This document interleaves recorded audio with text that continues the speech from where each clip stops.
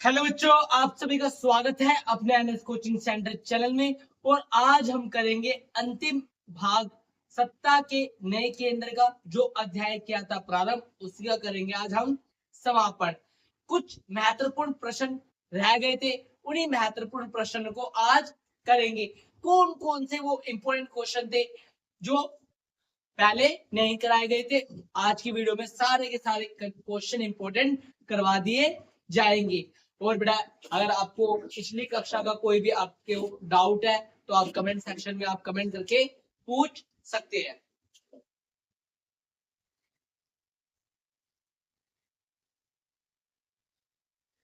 यूरोपीय संघ की कमजोरियां या सीमाएं बताओ। बेटा, आपको पता है यूरोपीय संघ शुरुआत के लिए आर्थिक सहयोग के लिए बना था और बाद में एक क्या ये क्षेत्रीय संगठन बन गया था 1992 के अंदर। कब बना था? 1992 के अंदर एक महत्वपूर्ण क्षेत्रीय संगठन बन गया था। लेकिन इसके सामने कुछ ऐसी कमजोरियां और सीमाएं भी हैं जो इसके कार्यों और लक्ष्यों की सफलता में बाधा उत्पन्न करती है। सदस्य देशों के बीच में मतभेद। जो बेटा यूरोपीय संघ के सदस्य हैं, उनके बीच में क्या है बेटा? मतभेद है। बेटा, काफी विशाल संगठन है, तो बेटा जब विशाल संगठन है तो कुछ देशों के बीच में मनमुटाव आना स्वाभाविक है। किंतु ये मनमुटाव बेटा कुछ देशों के बीच क्या है बेटा? आपसी रंजिश के रूप में क्या हो चुका है? परिवर्तित हो चुका है। आर्थिक असमानता। बेटा, यूरोपीय संघ के अंदर कुछ देश बहुत ज्यादा विकसित होते जा रहे हैं, कुछ ज्यादा डेवलप होते जा रहे हैं, पर कुछ को उतना प्रॉफिट नहीं हो रहा। तो बेटा आर्थिक असमानता देखा जाए। जटिल निर्णय लेने की प्रक्रिया। 27 देशों के साथ यूरोपीय संघ में निर्णय लेना बहुत जटिल है और धीमा हो सकता है, जिसके प्रभावित कार्यवाही में देरी हो सकती है। बेटा 27 देश किसी कार्य के लिए एक साथ सहमत हो, कोई आसान बात नहीं होगी। इसीलिए बेटा निर्णय लेने में क्या हो जाती है? देरी हो जाती है, जिस कारण क्या ये बेटा ठीक समय पर निर्णय नहीं ले पाते। विस्तार और चुनौतियां। यूरोपीय संघ का विस्तार विशेष रूप से पूर्वी यूरोप और बाल्कन में जटिल और विवादास्पद रहा है, जिसमें सदस्य देशों की विभिन्न राय और हित है। बड़ा बाल्कन क्षेत्र के लिए क्या है? इन देशों के बीच में क्या अलग अलग दृष्टिकोण है। सुरक्षा चुनौतियां। यूरोपीय संघ की बाहरी सीमाओं पर प्रवासन। बेटा प्रवासन का मतलब क्या होता है? बेटा जब कोई व्यक्ति अपने देश को छोड़कर कहीं और जाता है, उसे क्या कहते हैं? प्रवासन कहते हैं। आतंकवाद। बेटा पहले यही देश कहते थे कि आतंकवाद जैसी कोई चीज नहीं है, सिर्फ भारत क्या है बेमतलब में पाकिस्तान की छवि को धूमिल करता है। किंतु आज विशेष जितने भी देश हैं, सबके सब अपना विशेष ध्यान आतंकवाद की ओर क्या कर लिया है? केंद्रित कर लिया है। बेटा जब अपने में बीतती है तभी समझ में आता है जी, हाँ जी, दर्द क्या होता है। अब इनको पता चला कि आतंकवाद क्या होता है। विदेश नीति में एकरूपता में कमी। बेटा 27 देश जब विदेश नीति बनाते हैं, विदेश नीति का मतलब है हम अन्य देशों के साथ किस प्रकार का संबंध बनाएंगे, उस नीति को क्या कहते हैं? बेटा विदेश नीति कहते हैं। तो बेटा इन 27 देशों के बीच में क्या है? विदेश नीति में क्या एक रूपता, एक समानता नहीं है। बेटा पेपर के अंदर निष्कर्ष लिखना ना भूले। बेटा अगर आप चाहते हो कि आपको बेटा हैंड रिटन नोट्स मिल जाए तो आप खाली कमेंट में लेट्स जॉइन एनएस लिख दीजिए और आपको हैंड रिटन नोट्स की हार्ड कॉपी आपकी व्हाट्सएप नंबर पे आपको प्रोवाइड करवा दी जाएगी। यूरोपीय संघ के झंडे का संक्षिप्त परिचय दीजिए। यूरोपीय संघ का झंडा जिसे यूरोपीय ध्वज भी कहा जाता है। जो बेटा यूरोपीय संघ का झंडा है उसे यूरोपीय ध्वज भी कहा जाता है। इसमें बेटा 12 सितारे। बेटा ये 12 नंबर को क्या है बेटा? बहुत अच्छा मानते हैं। इसीलिए बेटा इनके झंडे में कितने सितारे? बेटा 12 सितारे हैं। सोने के रंग के सितारों का घेरा यूरोप के लोगों की एकता और मेल मिलाप का प्रतीक है। बेटा अभी आपको यूरोपीय संघ का झंडा भी दिखा दिया जाएगा। बेटा यूरोपीय संघ के देशों के बीच में बेटा घेरा है, वो किस चीज का प्रतीक है? एकता का प्रतीक है। किस चीज का प्रतीक है? एकता का। और जो 12 सितारे है वो किस चीज का प्रतीक है? एकता, पूर्णता और समग्रता। मतलब हम क्या पूर्ण है और हम क्या समग्र, हमारे किसी और की जरूरत नहीं है। हम अपना विकास करने के लिए अपने आप के लिए खुद सक्षम है।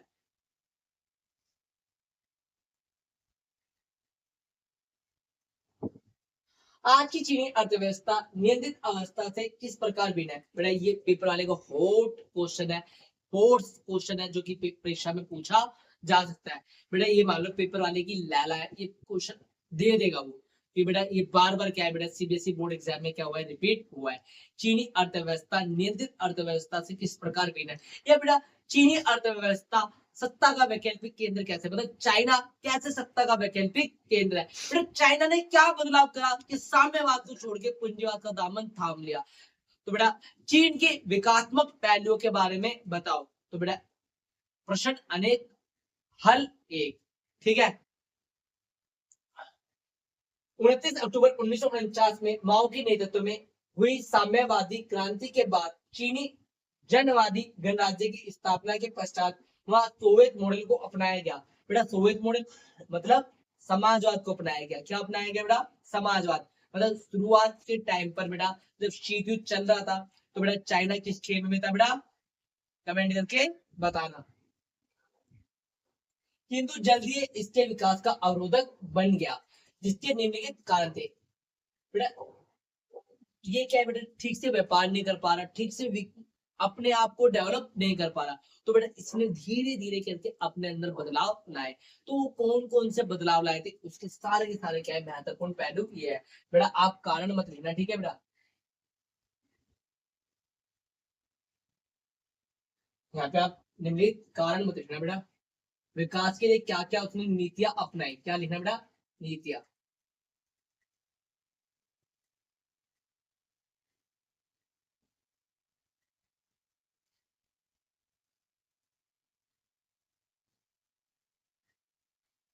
एकांतवाद का खात्मा। चीन में साम्यवादी मॉडल अपनाने के कारण पूंजी देशों से संबंध का बहिष्कार कर दिया। इसने कृषि में से पूंजी निकाल कर विदेशी मुद्रा के अभाव के कारण इसने अत्यंत वस्तुओं का निर्माण स्वयं करने के लिए बड़े बड़े उद्योग खड़े कर दिए, किंतु नाम बड़े दर्शन छोटे जैसे साबित हुए। इसके साथ ही 1972 में पुण्य पूंजी देशों के साथ संबंध स्थापित किए। बेटा शुरुआत में क्या है बेटा? चाइना ने क्या बेटा? एकांतवाद को अपनाया। मतलब हम किसी से व्यापार नहीं करेंगे, सिर्फ हम अपने देशों के साथ क्या करेंगे? व्यापार करेंगे। किंतु इसे बेटा एकांतवाद का खात्मा करना पड़ा। इसे बेटा पूंजीवादी देशों के साथ बनाने पड़े, बेटा संबंध बनाने पड़े। एक भारतीय कार्टूनिस्ट थे कुट्टी, उन्होंने बेटा दिखाया कि कैसे बेटा समाजवाद को अपनाने के बावजूद भी, सोवियत संघ के रहने के साथ भी पीछे से क्या है बेटा? ये अमेरिका से हाथ मिला रहे हैं। मतलब समझ रहे हो? जो आजकल बेटा लवेरिया बीमारी के अंदर चलता है, नाम किसी और का और साथ में किसी और को भी डेट किया जाता है। ठीक उसी प्रकार बेटा ये चाइना था, वो समाजवाद को अपना रहा, किंतु पीठ पीछे क्या है बेटा? रूस अमेरिका को क्या कर रहा था बेटा? डेट कर रहा था। डेट का मतलब उनसे क्या है बेटा? अपने संबंध बना रहा था। तो बेटा पूंजीवादी देशों के साथ संबंध बनाना बेटा कहीं से उचित नहीं था। इसी से पता चलता है बेटा इसने अपने एकांतवास को क्या कर दिया? खत्म कर दिया। उसने बेटा सभी देशों के साथ व्यापार करना प्रारंभ कर दिया। 1973 में प्रधानमंत्री चाउ एन लाई ने कृषि, उद्योग, सेवा और विज्ञान प्रौद्योगिकी के क्षेत्र में आधुनिकरण के 4 प्रस्ताव रखे। खुले द्वार की नीति बेटा 1978 के अंदर क्या है? खुले द्वार की नीति अपनाई। जैसे बेटा आप अपनी वाली को रोक टोक करते हो, यहाँ नहीं जाना, वहां नहीं जाना, आज का सामान ठीक नहीं है, किंतु वो क्या है बेटा? अपने आप को मॉडलाइजेशन कर ले और बेटा खुले रूप से क्या है बेटा? बाहर जाके क्या है? भ्रमण करने लगे। तो बेटा इससे आपको चल गया कि वो आपकी आइडियोलॉजी छोड़ के अन्य की आइडियोलॉजी अपना रही है। तो वैसे ही बेटा चीन ने क्या है बेटा? खुले द्वार की नीति अपना ली। खुले द्वार की नीति का मतलब क्या है? कि बेटा हम सबके साथ व्यापार करेंगे, कोई हमारा दुश्मन और शत्रु नहीं है, जिससे हमारे को फायदा होगा हम सबसे व्यापार करेंगे। तो बेटा खुले द्वार की नीति अपनाने वाला व्यक्ति कौन था चाइना के अंदर? देंग शाओ ओपेंग। क्या नाम था बेटा? देंग शाओ ओपेंग। 1978 में खुले द्वार की नीति अपनाई गई ताकि विदेशी पूंजी और उच्च प्रौद्योगिकी के निवेश से उच्चतर उत्पादक को प्राप्त किया जा सके। बेटा इधर नाम लिखा बेटा, नाम जो लिखे, क्या नाम है बेटा? देंग शाओ ओपेंग। ठीक है बेटा, आप लिख लेना बेटा। बेटा खेती का निजीकरण। बेटा समाजवाद में क्या होता है बेटा? कि खेती का निजीकरण नहीं होता, क्योंकि बेटा सब पूर्ण भूमि सरकार के नियंत्रण में होती है। पर बेटा यहाँ पे क्या है? खेती का निजीकरण कर दिया गया 1982 के अंदर कि भैया किसान ही क्या होगा, उस भूमि का मालिक होगा। उद्योगपति क्या होगा, उस भूमि का मालिक होगा। तो खेती का क्या कर दिया गया था बेटा, निजीकरण कर दिया गया था। कब किया गया था, 1982 में। बेटा सेज की स्थापना, स्पेशल इकोनॉमिक जोन। बेटा जैसे आप आपके लिए में बदलाव आता है, आपको दिखने लगता है कि भैया वो अपना खुद का एक सर्कल बना लेती है। काम अपने फ्रेंड के साथ ही, मतलब एक फ्रेंड उसकी इतनी महत्वपूर्ण बन जाती है कि आप कब उस फ्रेंड की जगह से हट जाते हो आपको खुद पता नहीं लगता। वैसे ही बेटा चाइना ने क्या करा बेटा, अपने स्पेशल इकोनॉमिक जोन बना दिए, जहां से क्या है बेटा, व्यापार किया जाएगा। मतलब एक ऐसा क्षेत्र कि उस क्षेत्र के अंदर रहने के लिए नहीं, मतलब फैक्ट्री, उद्योग धंधे स्थापित किए जाएंगे। तो चाइना ने 1998 के अंदर क्या है बेटा, सेज की स्थापना की, स्पेशल इकोनॉमिक जोन, विशेष आर्थिक क्षेत्र। और फाइनली चाइना क्या है बेटा, 2001 में डब्ल्यूटीओ का मेंबर बन गया। बेटा डब्ल्यूटीओ का क्या बन गया, मेंबर बन गया। बेटा ये सब बदलाव किए तो चाइना के अंदर क्या परिणाम आए, अच्छे परिणाम आए या बुरे परिणाम आए, उसकी अर्थव्यवस्था ऊपर उठी या नीचे गिरी, चलिए बेटा इसके ऊपर बात करते हैं। रिकॉर्ड तोड़ वृद्धि, बेटा कृषि तथा आय में रिकॉर्ड तोड़ वृद्धि हुई। बेटा कृषि के अंदर उत्पादन में क्या हुई बेटा, बढ़ोतरी हुई। और साथ साथ बेटा व्यक्तिगत आय में क्या हुई बेटा, बढ़ोतरी हुई। ग्रामीण उद्योग, बेटा गांवों के अंदर भी क्या है बेटा, उद्योग स्थापित किए गए। आकर्षित देश का रूप, बेटा व्यापारिक दृष्टिकोण से क्या है बेटा, चाइना एक आकर्षित देश बन गया। और बड़े बड़े व्यापारी क्या है बेटा, बड़े बड़े देश क्या है बेटा, यहाँ पर क्या है व्यापार करने के लिए। और बेटा आज पूरे विश्व के अंदर इनकी ऐसा कोई देश नहीं होगा जहां पर बेटा इनकी वस्तुओं का डंका ना हो। हर छोटी सी लेके बड़ी चीज का ये क्या करते हैं बेटा, मैन्युफैक्चर करते हैं।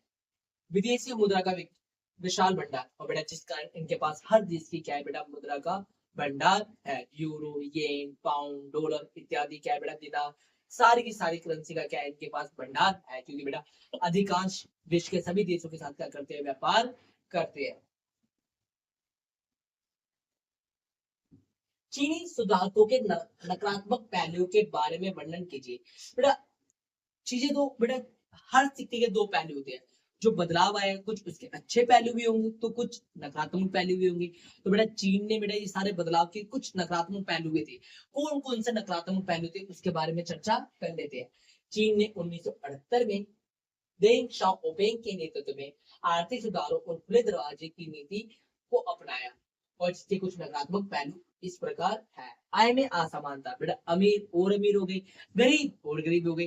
बेटा वैश्वीकरण को आप अपनाओगे बेटा, ये आपको असमानता देखने को मिलेगी। जो शहरी क्षेत्र होगा वो और ज्यादा डेवलप हो जाएगा, पर ग्रामीण क्षेत्र के अंदर इतना विकास नहीं हो पाता। क्षेत्र असंतुलन, बेटा कोई क्षेत्र क्या है बेटा, बहुत ज्यादा डेवलप हो गया पर किंतु कोई क्षेत्र उतना डेवलप नहीं हो पाया। जैसे बेटा कोई तटीय क्षेत्र है, कोई बेटा पहाड़ी क्षेत्र है, उधर उतना विकास नहीं हो पाया क्योंकि वहां पे बेटा फैक्ट्री स्थापित नहीं हो सकती। तो बेटा सरकार क्या है वहां पे ध्यान नहीं देती, इंफ्रास्ट्रक्चर डेवलप नहीं करती, इसीलिए बेटा बीजिंग जैसे क्षेत्र क्या है बेटा, शहर क्या है बेटा, काफी विकसित होते चले गए किंतु और जगह क्या है बेटा, विकसित इतनी नहीं हो पाई। पर्यावरणीय समस्या, बेटा जैसे जैसे बेटा उधर क्या है बेटा, टेक्नोलॉजी आई, फैक्ट्रियां बढ़ती गई तो बेटा उधर पर्यावरण क्या होता गया बेटा, प्रदूषित होता गया। क्योंकि हानिकारक गैसें बेटा ऐसे ऐसे छोड़ दी गई, जिस कारण बेटा वहां के लोगों को बहुत सारी बीमारियों का सामना करना पड़ा। रोजगार में अस्थिरता, बेटा सरकारी नौकरी का इतना रहा नहीं, प्राइवेट सेक्टर के अंदर बेटा भर भर के। और बेटा प्राइवेट सेक्टर में एक होड़ सी लग गई कि भैया तुम नहीं तो कोई और सही। अगर बेटा आप समय पे उचित समय पर टाइम पे नहीं आ पाए बेटा, तो काम भी ज्यादा करे, तनख्वाह भी कम ले, तो बेटा अगर आप तैयार नहीं हो तो आपकी जगह क्या है बेटा, और कोई तैयार है। तो बेटा तो रोजगार क्या हो गया बेटा, स्थिर नहीं रहा। रोजगार क्या हो गया, अस्थिर हो गया। मतलब जब मर्जी क्या है बेटा, रोजगार मिल जाता था और जब मर्जी रोजगार छीन लिया जाता था। सामाजिक समस्या, बेटा ज्यादा बेटा डेवलप होने के कारण बेटा वहां पे क्या है, सामाजिक समस्या आने लगी। कुछ लोग क्या है बेटा अपने शहर को छोड़ के, जो विकसित शहर है जैसे बेटा उत्तर प्रदेश के लोग का है बेटा नई दिल्ली की तरफ आते हैं, बिहार के लोग का है बेटा नई दिल्ली की तरफ, बॉम्बे की तरफ आते हैं। क्योंकि बेटा यहाँ पे क्या है, स्वास्थ्य सुविधा ये सब क्या है बेटा उपलब्ध है। जिस कारण बेटा दिल्ली और मुंबई जैसी शहरों में क्या है बेटा, जनसंख्या का दबाव बढ़ता जा रहा है। अगर इस दबाव को कम करना है तो बेटा वहां पर वो सारी फैसिलिटी सरकार को प्रोवाइड करवाने पड़ेगी।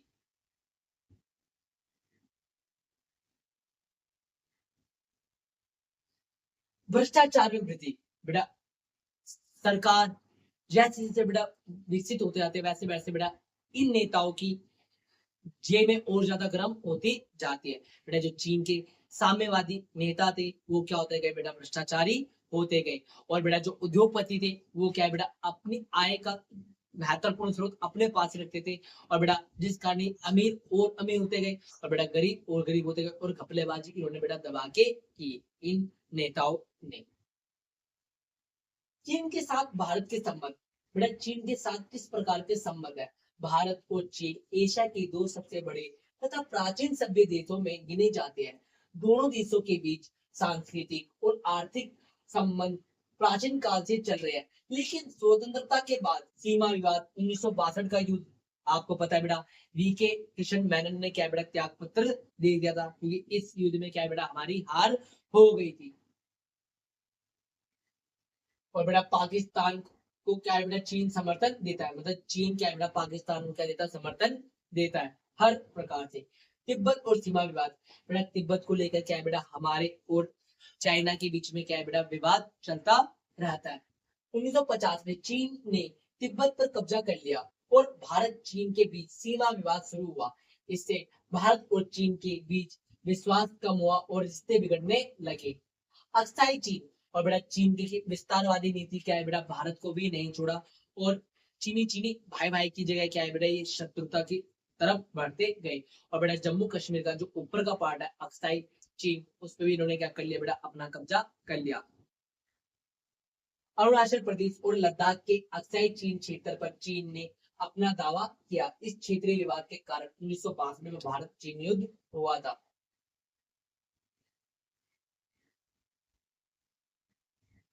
1962 का युद्ध और असर। बेटा 1962 के युद्ध में भारत को हार का सामना करना पड़ा और इसका भारत की राजनीतिक व सुरक्षा व्यवस्था पर गहरा प्रभाव पड़ा।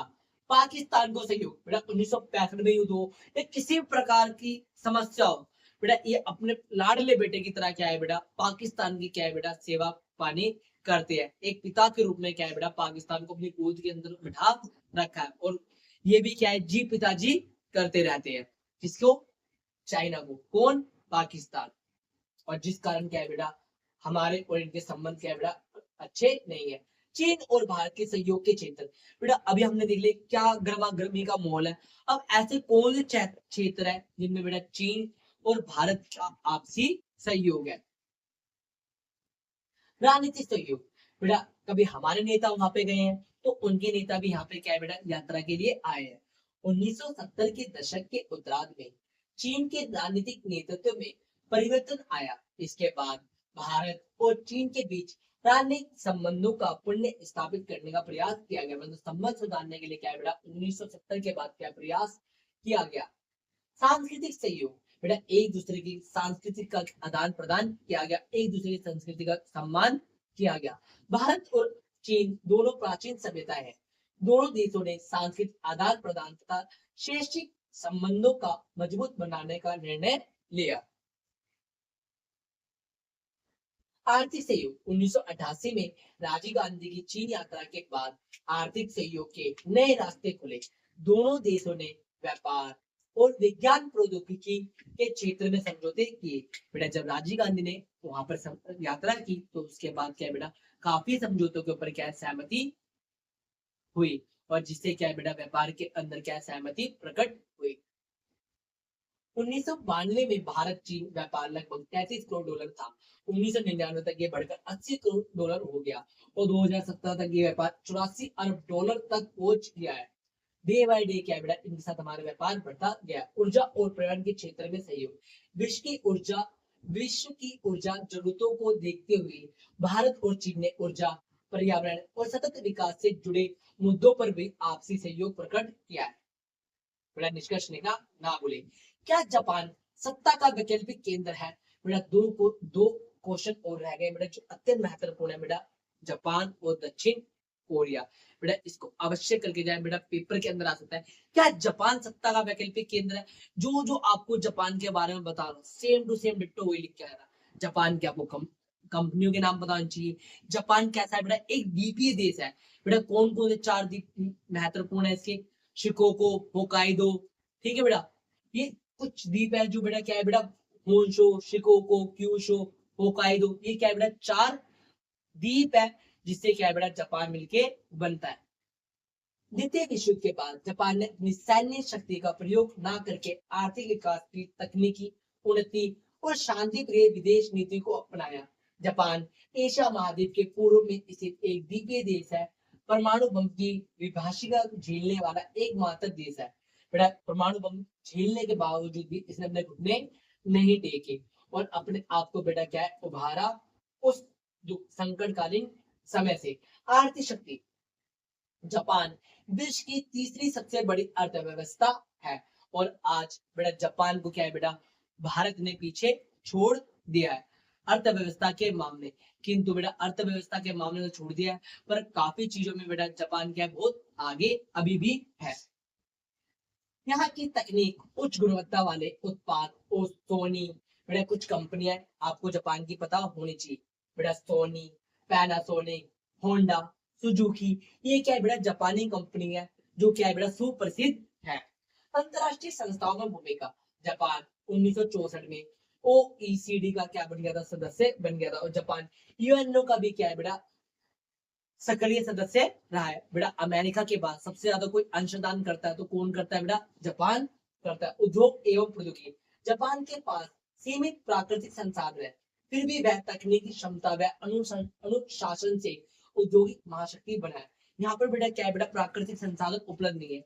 प्राकृतिक संसाधन उपलब्ध न होने के बावजूद भी अन्य देशों से कच्चा माल प्राप्त करके बेटा इसने तकनीकी के माध्यम में क्या है बेटा धमाल मचा दिया है।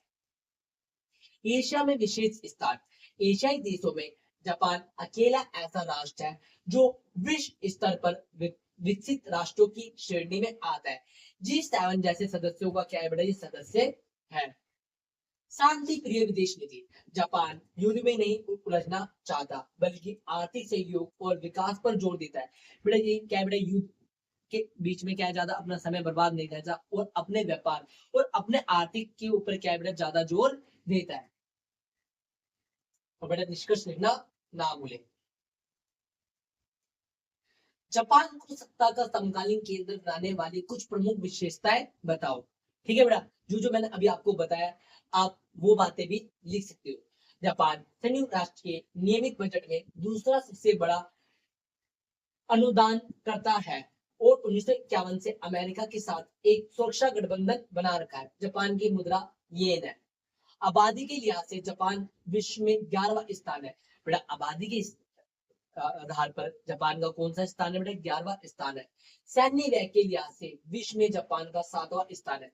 बेटा सबसे ज्यादा सेना के ऊपर खर्च अमेरिका और 7वें नंबर पे कौन आता है बेटा, जापान आता है। जापानी संविधान के अनुच्छेद 9 के अनुसार बेटा 1 नंबर में आ सकता है जापानी संविधान अनुच्छेद 9 में क्या लिखा गया है। तो बेटा अवश्य आप इस अनुच्छेद को लिख लें या आप इसकी एसेस ले लें। जापानी संविधान के अनुच्छेद 9 के अनुसार जापान युद्ध और बल प्रयोग को हमेशा के लिए त्याग देता है। बेटा इन्होंने क्या है बेटा बल प्रयोग को हमेशा के लिए त्याग दिया। ऐसा नहीं है कि बेटा कोई इनको छेड़ेगा तो ये छेड़ेंगे नहीं, बेटा पहल ये करेंगे नहीं और धूल ये छोड़ेंगे नहीं। बेटा दक्षिण कोरिया सत्ता के समकालीन नया केंद्र है, स्पष्ट कीजिए। बेटा दक्षिण कोरिया क्या है बेटा, एक उभरती अर्थव्यवस्था है। क्या ये अमेरिका की सत्ता को चुनौती दे सकता है या स्थान ले सकता है? चलिए बेटा चर्चा करते हैं। दक्षिण कोरिया आज विश्व राजनीतिक और अर्थव्यवस्था में उभरता हुआ शक्ति के केंद्र बन रहा है। 1950 के दशक तक ये एक गरीब और पिछड़ा देश था, परंतु कुछ ही दशकों में इसने तेजी से विकास किया और अब ये एशिया का एक प्रभावशाली राष्ट्र बन चुका है। दक्षिण कोरिया को नया शक्ति केंद्र बनाने वाली विशेषता है। दक्षिण कोरिया की विशेषता है, कोरियाई प्रायद्वीप को द्वितीय विश्व युद्ध के अंत में दक्षिण कोरिया, बेटा कोरिया को क्या है बेटा 2 पार्ट में डिवाइड कर दिया गया था, नॉर्थ कोरिया और साउथ कोरिया। दक्षिण कोरिया एशिया में स्थित है। ठीक है बेटा। रिपब्लिक ऑफ कोरिया, दक्षिण कोरिया की राजधानी सियोल है। दक्षिण कोरिया की राजधानी क्या है बेटा, सियोल है, जहां से हान नदी होकर गुजरती है। 1996 में दक्षिण कोरिया ओईसीडी का सदस्य बना। ठीक है बेटा। 2017 में इसकी अर्थव्यवस्था विश्व की 11वीं सबसे बड़ी अर्थव्यवस्था थी। सैन्य व्यय के लिहाज से विश्व में 10वां स्थान है। बेटा सेना के कितना खर्च करता है बेटा, 10वें स्थान पे आता है। बेटा मानव विकास रिपोर्ट के अनुसार विश्व में दक्षिण कोरिया एशियाई रैंक में 18वें नंबर पे आता है। दक्षिण कोरिया उच्च प्रौद्योगिकी के लिए प्रसिद्ध है। सैमसंग, एलजी, हुंडई भारत में प्रसिद्ध दक्षिण कोरियाई कंपनी है। बेटा दक्षिण कोरिया कौन कौन से ब्रांड है बेटा, सैमसंग, एलजी, हुंडई। ठीक है बेटा, ये क्या है बेटा, दक्षिण कोरिया की ब्रांड है जो क्या है विश्व प्रसिद्ध है। दक्षिण कोरिया की आधिकारिक मुद्रा कोरियाई वॉन है। आर्थिक विकास 1960 के दशक से 1980 के दशक के बीच दक्षिण कोरिया का आर्थिक शक्ति के रूप में तेजी से विकास हुआ, जिसे हान नदी का चमत्कार कहा जाता है। बेटा अगर आपके पेपर में आ जाए हान नदी का चमत्कार क्या है, बेटा दक्षिण कोरिया है वो हान नदी से सटा हुआ है। 1960 और 1980 के दशक में इन 20 सालों में दक्षिण कोरिया ने बहुत तेजी से क्या किया बेटा, डेवलपमेंट किया। इसीलिए बेटा इसे क्या कहते हैं बेटा, हान नदी का चमत्कार कहा जाता है। बेटा आप भी चमत्कार करिएगा और आप भी अच्छे नंबर लाइएगा। तकनीकी प्रगति दक्षिण कोरिया सूचना प्रौद्योगिकी, इलेक्ट्रॉनिक, मोबाइल, ऑटोमोबाइल और जहाज निर्माण में अग्रणी है। मतलब सबसे ज्यादा क्या करते हैं, उत्पादन करते हैं। लोकतांत्रिक राजनीतिक व्यवस्था, यहाँ पे बेटा लोकतंत्र को अपनाया गया है। शिक्षा और मानव संसाधन, बेटा दक्षिण कोरिया के जो लोग हैं शिक्षा पर अत्यधिक व्यय करते हैं और मानव को एक महत्वपूर्ण संसाधन के रूप में मानव के ऊपर क्या है सबसे ज्यादा व्यय करते हैं कि मानव अगर सही हुआ, मानव के पास स्किल होगी तो देश क्या है बेटा तेजी से डेवलप करेगा। संस्कृति का वैश्वीकरण, के पॉप के भाई ये दक्षिण कोरिया के कुछ ब्रांड है जैसे बीटीएस हो गया, के ड्रामा, के ड्रम, ऐसे करके कुछ एक है बेटा ये के पॉप, कोरियन ड्रामा और फिल्में पूरी दुनिया में लोकप्रिय हैं। कोरियन संस्कृति ने इसे सॉफ्ट पावर कहा है। आज बेटा ये एनिमे टाइप के कार्टून है बेटा, ये सब क्या है बेटा सॉफ्ट पावर के रूप में क्या कर रहा है, यूज किया है। आज पूरे विश्व के अंदर बेटा कोरियाई कार्टून ने क्या है बेटा धमाल मचा रखा है। राजनीतिक महत्व, बेटा एशिया प्रशांत क्षेत्र में अमेरिका का प्रमुख सहयोगी है और उत्तर कोरिया के कारण ये एशिया की सुरक्षा और शांति में निर्णायक भूमिका निभाता है। और बेटा इसी के साथ आपका चैप्टर होता है समापन।